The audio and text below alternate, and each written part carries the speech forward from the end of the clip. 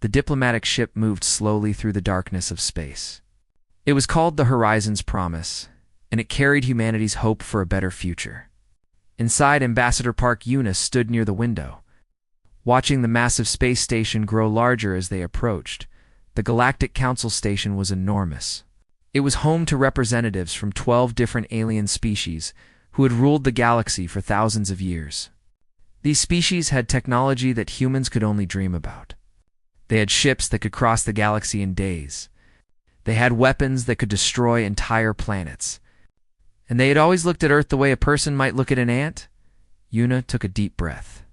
She was 43 years old, with black hair that she kept tied back in a neat bun. She had spent 20 years studying alien languages and cultures. She spoke 3 council languages perfectly. The United Earth Federation had chosen her for this mission because she was calm, smart, and patient. Her security chief, Captain Kang Do-yoon, walked up beside her. He was a tall man with a serious face and eyes that never stopped watching for danger. "Ambassador, I do not like this," he said quietly. "The Vorthok had been speaking against us for months. They do not want humans in the council." Yuna nodded. She knew this already. The Vorthok Empire was the most powerful species in the council. Their leader, High Arbiter Malik, had publicly called humans dangerous and primitive. He wanted to keep Earth locked in its own solar system forever. "I know the risks," Yuna said, "but we must try. If we do not try, humanity will never be free." The ship docked with the station, and Yuna walked out to meet her fate. The first 2 days went better than expected. Yuna presented Earth's case to the council. She showed them humanity's achievements. She spoke of peace and cooperation. She promised that humans wanted only friendship and trade. Some council members seemed interested. The Malorians, a species of tall, thin beings with silver skin, asked many questions about human art and music. The Turani, who looked like large birds with 4 arms, wanted to discuss trade agreements, but the Vorthok sat in silence. High Arbiter Malik was an enormous creature, nearly 3 meters tall, with dark green scales and 4 eyes that burned with hatred. Every time Yuna spoke, he watched her like a predator watching prey. On the second night, Captain Do-yoon came to Yuna with troubling news. "Our sources say the Vorthok are planning something," he said. "They have been meeting in secret with other council members. Ambassador, I think we should leave." Yuna shook her head. "If we leave now, it will show weakness. The council will never respect humanity." "I would rather they not respect us than lose you," Do-yoon said. Yuna smiled sadly. "I knew the risks when I took this job." We continue. On the 3rd night, everything changed. A Vorthok servant came to Yuna's quarters with an invitation. High Arbiter Malik wanted to meet her privately for dinner. He said he wanted to discuss a compromise that would allow humanity limited membership in the council. Do-yoon's face went pale. When he heard this, "It is a trap. I know it is a trap," perhaps Yuna said. "But if there is any chance for peace, I must take it. Then I am coming with you." "You cannot. The invitation is for me alone. Bringing guards would be an insult." Do-yoon grabbed her arm. His eyes were desperate. "Yuna, please. I have a bad feeling about this." She gently removed his hand. "Record everything from the ship's sensors. If something happens, make sure Earth knows the truth." She walked out the door. It was the last time Do-yoon would see her alive. The dinner was held in a beautiful room, filled with alien flowers and soft music. Malik was there, along with several other Vorthok officials. They were polite at first. They asked Yuna about Earth. They complimented her language skills. Then, halfway through the meal, Yuna began to feel strange. Her vision blurred. Her hands started to shake. "What have you done?" she whispered. Malik smiled, showing rows of sharp teeth. "Did you really think we would allow your disgusting species to join us? Humans are insects. You are disease carriers. You multiply too fast and spread too far. We have decided to end this problem before it grows." Yuna tried to stand, but her legs would not work. The poison was spreading through her body. "Galaxy will know," she said, her voice weak. "Earth will know. Earth will know that you died in an accident," Malik said. Atmospheric incompatibility. Very sad, very tragic. And then Earth will do nothing because humans are weak and cowardly. You will cry and complain, but you will never act. He waved his hand, and Vorthok guards grabbed Yuna. They dragged her from the room as she fought with the last of her strength, back on the Horizon's promise. Doyen watched in horror as the ship's sensors recorded everything. He saw the guards drag Yuna through the station's corridors. He saw them throw her into a cold room. He saw Malik enter and speak words that the sensors could not hear, and then he saw Una die. Doyen sat in silence for a long time. His hands were shaking. Tears ran down his face. But beneath the grief, something else was growing. Something dark and cold and terrible. He opened a secure channel to Earth. His fingers moved across the controls. With mechanical precision, he attached the sensor recordings to the message. The reply came within the hour. It was from Supreme Commander Lee Taiho himself. The message contained only 3 words. Protocol 7. Authorized. Doyen read the words 3 times. He knew what they meant. Everyone in the military knew, though no one ever spoke of it. Protocol 7 was humanity's final answer to a hostile galaxy. It was the plan that Earth had created in secret, hoping it would never be needed. It was the reason humans had pretended to be weak for so long. Doyen closed his eyes. When he opened them again, the grief was still there, but now it was joined by something else. Purpose. They made a mistake, he said quietly to the empty room. They killed the wrong species ambassador. Outside the window, the stars burned cold and distant. Soon they would burn with something else entirely. Humanity was done being peaceful. Supreme Commander Lee Taiho sat alone in his office in Geneva. The lights were dim. On the screen in front of him, Ambassador Park Yuna died again and again as he watched the recording. He had known Yuna since she was a child. He had served with her father in the early days of Earth's space program. He had watched her grow from a curious little girl into one of humanity's finest diplomats. He had attended her wedding. He had held her daughter at the naming ceremony. Now he watched aliens murder her like she was nothing. Taiho was 67 years old.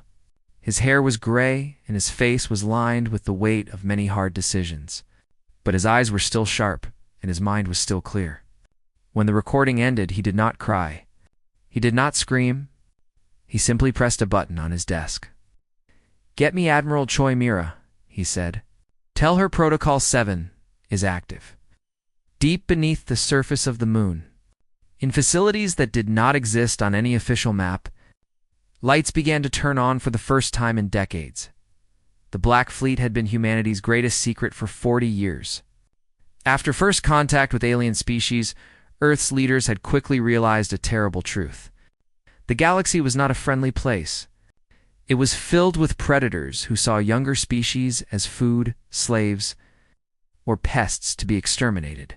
So humanity had pretended to be weak. They had hidden their true military power. They had smiled and nodded and let the alien species believe that Earth was harmless. And all the while they had been building. 300 warships waited in the lunar hangars. Their hulls were black as space itself, covered in materials that ate sensor signals like hungry shadows. Their weapons were so classified that only 12 people in all of Earth knew what they could really do. Admiral Choi Mira walked through the hangar of her flagship, the Silent Fury. She was 52 years old. With short gray hair and a face that had forgotten how to smile, she had fought in the Mars insurrection 20 years ago. She had seen the worst that humans could do to each other. But what the aliens had done to Yuna was something else entirely. Her captains gathered in the briefing room. There were 50 of them, one for each battle group. They were the best officers humanity had. They had trained for years for a day they hoped would never come. "You have all seen the recordings," Mira said. Her voice was flat and cold. "You know what the Vorthok did? You know why we are here?" She pressed a button, and a holographic map of the galaxy appeared above the table. "This is not war," she continued. "War is what happens between equals.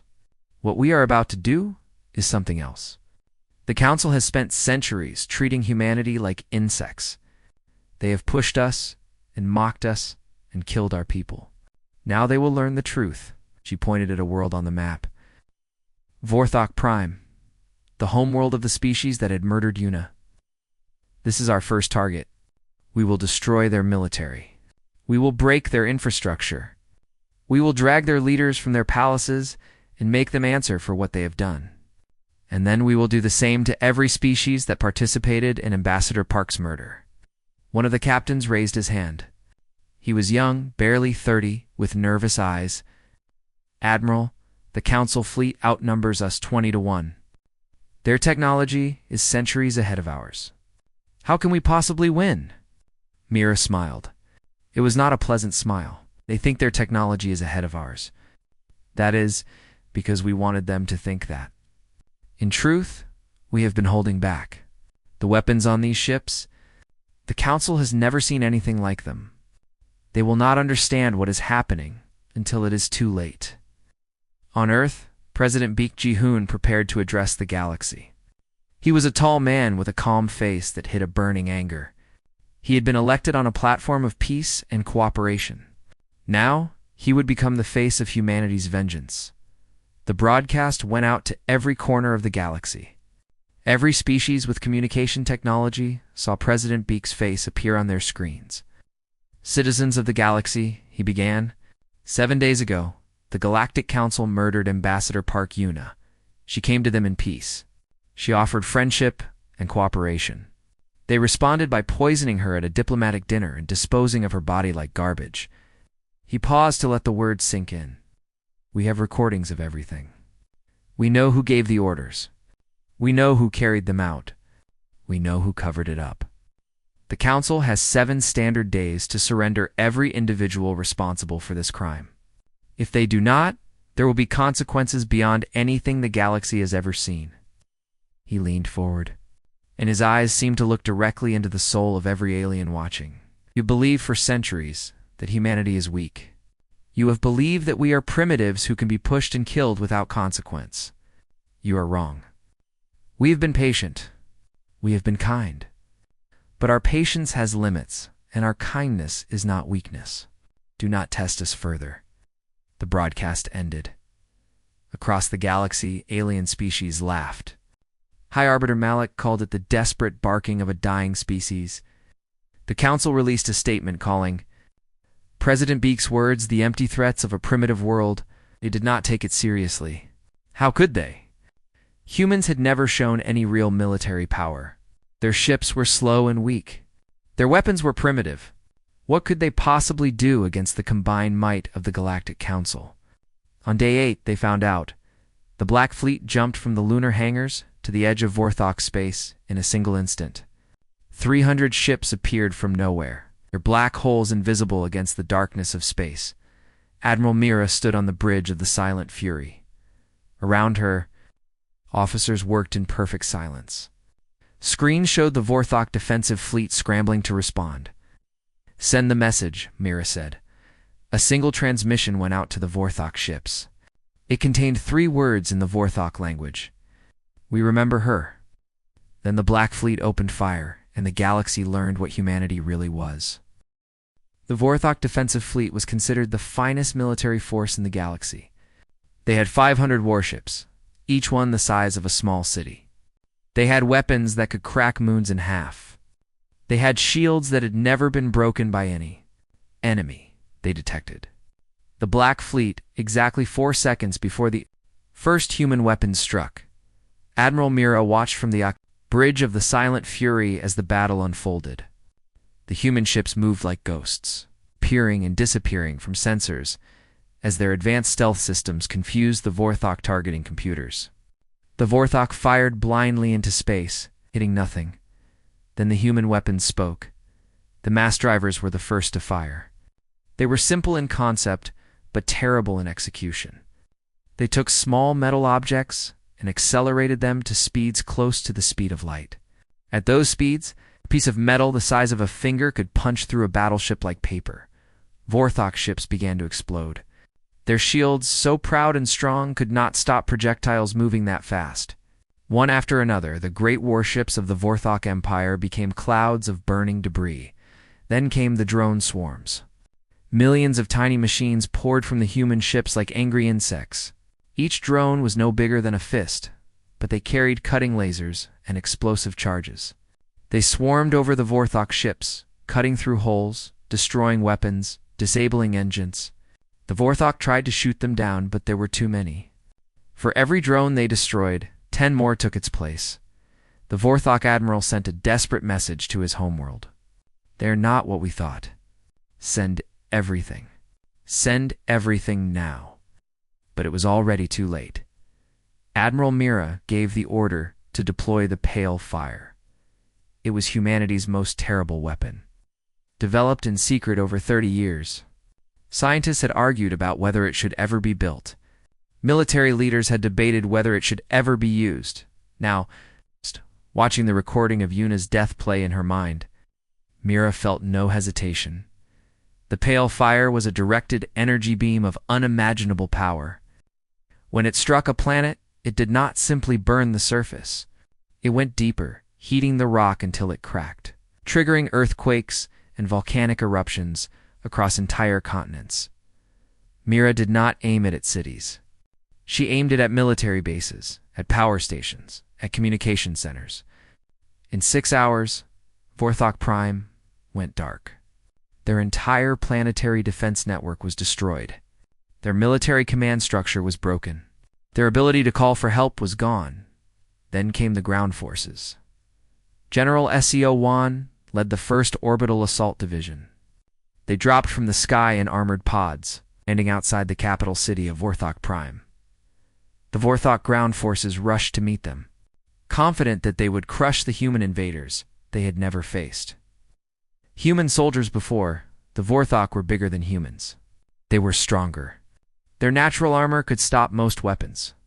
But humans were faster. Humans were smarter. And humans had spent their entire evolutionary history fighting and killing each other. War was in their blood in ways the Vorthok could not understand. General. Soldiers moved through the Vorthok defensive lines like water through cracks in a wall. They did not fight fair. They used ambushes and traps and tricks. They attacked from directions the Vorthok did not expect. They retreated when the enemy was strong and attacked when the enemy was weak. The Vorthok commanders grew frustrated. Their soldiers outnumbered the humans 10-1, but somehow they kept losing. Every time they thought they had the humans trapped, the humans would disappear and strike somewhere else. The battle for the capital lasted 11 hours. When it was over, the streets were filled with Vorthok bodies, but hardly any human ones. Sergeant No-Jun led her squad through the doors of the High Arbiter's palace. She was 26 years old, from the city of Busan on Earth, 5 years ago. Her brother had been killed when the Vorthok attacked a human research station near the edge of human space. The council had called it an accident. Everyone knew it was murder. Now she walked through halls that had never seen a human footstep. Hunting the creature who had killed Ambassador Park Yuna, they found High Arbiter Malik hiding in his private chambers. The great leader of the Vorthok Empire, the most powerful being in the council, was cowering behind his throne like a frightened child. When he saw the human soldiers, his 4 eyes went wide with terror. "Wait," he said. "We can negotiate. I can give you anything you want. Wealth, technology, territory. Name your price." She was a small woman, barely reaching his chest. But in that moment, she seemed larger than any Vorthok. "My price," she said quietly. "My price is Ambassador Park Yuna. Can you give her back to me?" Malik's mouth opened and closed, but no words came out. "I did not think so." She raised her weapon and fired a stun charge into his chest. The mighty High Arbiter collapsed like a puppet with its strings cut. "This is for Yuna," June said, "and for my brother, and for every human you ever hurt." She put him in restraints and called for extraction. Across the galaxy, the other council species watched the news in horror. They had expected humans to send diplomats, to file complaints, to beg for justice through proper channels. Instead, humanity had sent an army. and that army had destroyed the most powerful military force in the galaxy. In less than a day, for the first time in their long history, the great species of the Galactic Council felt something they had never felt before: fear, and on the bridge of the silent fury. Admiral Myra looked at the list of names still to be crossed off. Malik was just the beginning. There were many others who had participated in Yuna's murder. Council members who had voted for her death, officials who had provided the poison, guards who had carried out the sentence. All of them would be found. All of them would answer. "Set course for the next target," Mira said. The hunt was only beginning. The news of Vorthok Prime's fall spread across the galaxy like fire through dry grass. Species that had laughed at President Beak's warning now watched their screens in silent terror. The mighty Vorthok Empire, which had dominated the Council for centuries, had been brought to its knees in a single day, but humanity was not finished. In his office on Earth, Supreme Commander Lee Taiho looked at a list of names. 117 individuals had been identified as participants in Ambassador Park Yuna's murder. Some had given orders. Some had provided materials. Some had carried out the killing. Some had simply looked away and let it happen. Every single one of them would be found. The problem was that they were running. As soon as the Black Fleet had appeared over Vorthok Prime, those who knew they were guilty had fled. They scattered across the galaxy like frightened animals, hiding in distant colonies, on neutral stations, in ships racing toward the unknown regions beyond the galactic rim. They thought distance would save them. They were wrong. Humanity's intelligence network had been built over 50 years of being underestimated. While the Council species laughed at Earth's primitive technology, human agents had been quietly infiltrating their societies. They had learned their languages. They had studied their customs. They had made friends and gathered secrets. Now that network activated, suddenly there was nowhere in the galaxy where the guilty could hide. Agent Yoon Sarah was one of Earth's finest operatives. She was 34 years old, with a forgettable face that could blend into any crowd. She had spent 10 years living among alien species, pretending to be a harmless human trader while gathering information for Earth intelligence. Her target was High Counselor Bennick of the Tyranny. He was the one who had provided the poison used to kill Yuna. The poison was a Tyranny specialty, designed to cause maximum suffering while leaving no trace. Bennick had been proud of his contribution to the human problem. Now he was hiding on a remote trading station at the edge of Tyranny space, surrounded by hired guards. Convinced that he was safe, Syrah reached the station disguised as a merchant selling rare Earth goods. She spent 3 days studying the station's layout, learning the guard schedules, finding the weak points in Bennick's security. On the 4th night, she made her move. She did not use violence. Violence was loud and messy and attracted attention. Instead, she used gas. A small device, no bigger than a coin, released a sleeping agent into the ventilation system of Bennick's quarters. Within minutes, everyone inside was unconscious. Syrah walked in through the front door. She found Bennick asleep in his bed, his forearms wrapped around a pillow like a child holding a toy. She put him in restraints and carried him to her ship without anyone noticing. When Bennick woke up, he was in a human prison cell. His screams echoed through the corridors, but no one came to help him. Meanwhile, Captain Kong Doyon had his own mission. As Yuna's former security chief, he had taken her death personally. He had watched her die on that recording 100 times, memorizing every face he could see. Now, he was hunting those faces across the stars. His target was Admiral Gorvex of the Malorian Confederacy. Gorvex had commanded the Council guards on the station. He had personally supervised Yuna's capture and execution. He had joked about it afterward, calling humans entertaining when they struggled. Doyon did not find that joke funny. Gorvex had fled to a secret military base deep in Malorian space. He was protected by an entire fleet of warships, surrounded by soldiers loyal only to him.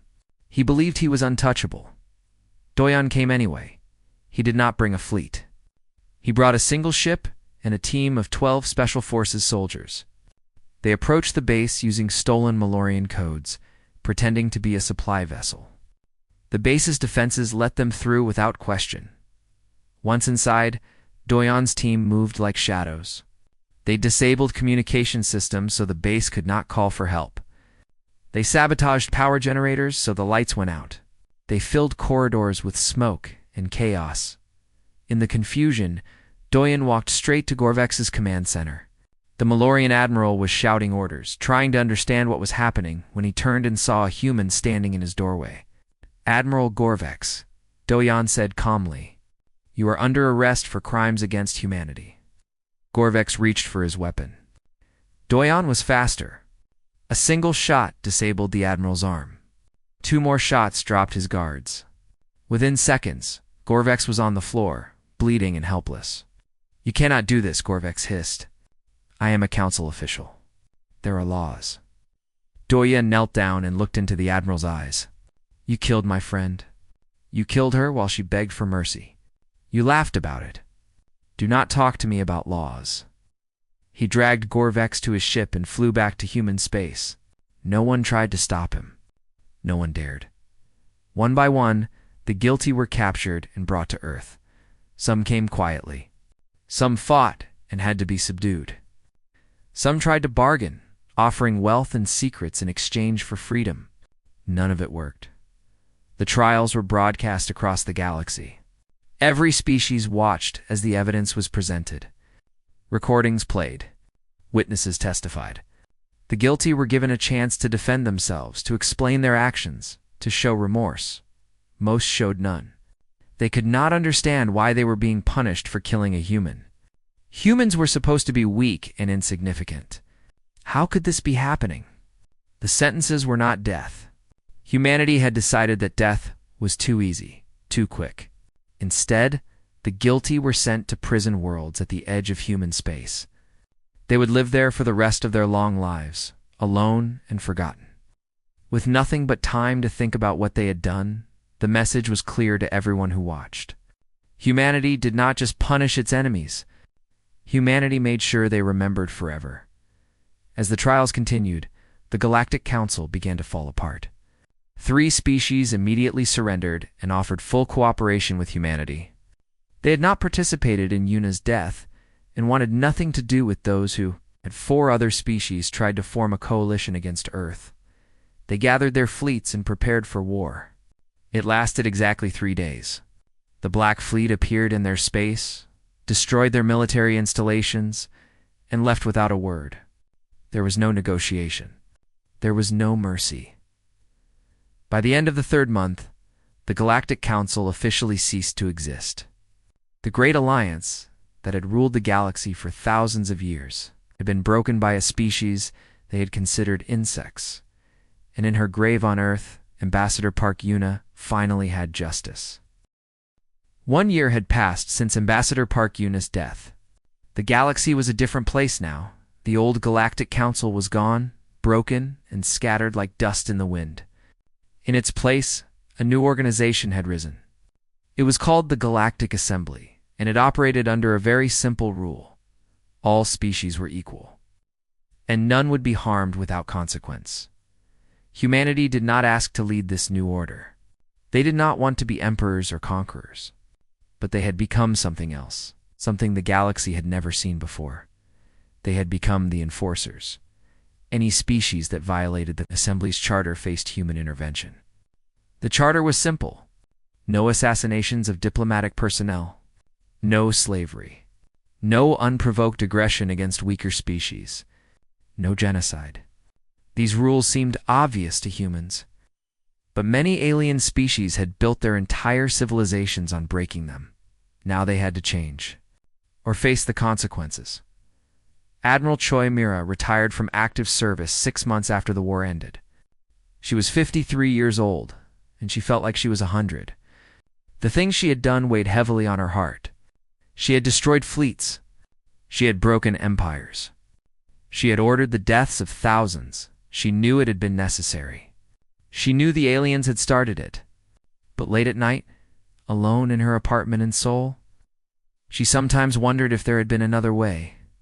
Her officers gave her a medal at her retirement ceremony. She accepted it with a small smile, then went home and put it in a drawer where she would never have to look at it. General SEO. Juan took command of the new peacekeeping force. It was a military organization dedicated to enforcing the Assembly's rules. His soldiers were stationed across the galaxy, watching for signs of trouble, ready to respond at a moment's notice. He trained his troops to be firm but fair. They were not conquerors. They were guardians. Their job was not to rule the galaxy, but to protect the weak from the strong. "We are not like the old council," CO told his soldiers. "We do not believe that might makes right. We believe that everyone deserves to live in peace. That is what we fight for." Agent Yunsira became the director of Galactic Intelligence. It was a big job for someone so young, but there was no one better qualified. She had spent her entire adult life learning the secrets of alien species. Now she used that knowledge to prevent conflicts before they started. Her network of agents spread across the galaxy, watching and listening. When trouble appeared on the horizon, she knew about it before anyone else. Several potential wars were stopped before they began, simply because Sira's people warned the Assembly in time to intervene. Captain Kong Do-yan did not take a new position. He did not want power or glory. When the war ended, he asked for only one thing: permission to return to Earth. His request was granted. On a spring morning, exactly 1 year after Yuna's death, Do-yan climbed a hill on the outskirts of Seoul. Cherry blossom trees lined the path, their pink flowers falling like snow. At the top of the hill stood a simple stone marker: Park Yun, Ambassador of the United Earth Federation, beloved daughter, wife, and friend. She gave her life for peace. Do-yun knelt before the grave. In his hand was a medal, the Federation's highest honor. It had been awarded to Yuna posthumously, recognizing her sacrifice. He placed the medal on the stone. "We kept our promise," he said quietly. Every single one of them was brought to justice. "The council is gone. The galaxy is changing. Your death was not meaningless, Yuna. It changed everything." Tears rolled down his face, but he did not wipe them away. "I miss you," he continued. "Every day I miss you. You were the best of us. You believed in peace when no one else did. You were willing to die for it." He touched the stone gently, like he was touching her face. "We will take it from here." He stood up and walked back down the hill. The cherry blossoms continued to fall around him, beautiful and sad and full of hope. On the anniversary of Yuna's death, President Baek Ji-hoon addressed the galaxy. His speech was broadcast to every world, every station, every ship. Billions of beings from dozens of species watched and listened. 1 year ago, he began, we lost someone precious. Ambassador Park Yuna was murdered by those who believed humanity was weak and worthless. They thought they could kill our people without consequence. They were wrong. He paused, letting the words sink in. We did not choose this path. We were forced onto it by cruelty and arrogance. We would have been happy to join the old council in peace. We would have been content to trade and cooperate as equals. But the council did not want equals. They wanted servants. They wanted insects. His voice hardened. So we showed them what insects can do. We showed them that the smallest creature can bring down the mightiest empire if it is pushed too far. We showed them that kindness is not weakness, and patience is not cowardice. He leaned forward, his eyes burning with conviction. Let the galaxy understand this. Humanity offers friendship to all who want it. We will trade with you. We will learn from you. We will help you in times of need. But if you take our hand in peace and then strike us in the dark, we will remind you why the stars themselves should fear our resolve. He straightened up, and his voice softened. We are not conquerors. We do not want your worlds or your treasures. We are not tyrants. We will not rule through fear and cruelty like those who came before. But we are also not victims. We will not bow. We will not break. We will not forget. He looked directly into the camera, and his final words seemed to echo across the galaxy. Never again. Broadcast ended, across 1,000 worlds. Beings of every species sat in silence, thinking about what they had heard. The humans had proven themselves in battle. They had shown mercy to the innocent and justice to the guilty. They had built something new on the ashes of the old order. And slowly, quietly, A new saying began to spread among the aliens. It was whispered in marketplaces and shouted in government halls. It was taught to children and remembered by elders. Do not harm the humans. They remember. They always remember. It was not just a warning. It was a truth. Humanity had proven that the galaxy could not ignore them any longer. They were here, and they were strong, and they would protect their own no matter the cost. In her grave, on that hillside in Seoul, Ambassador Park Yuna rested beneath the cherry blossoms. She had died for peace, and in a strange, terrible, beautiful way. Her death had finally brought peace to the galaxy. Not the peace of submission. Not the peace of fear. The peace of equals. And that was worth everything.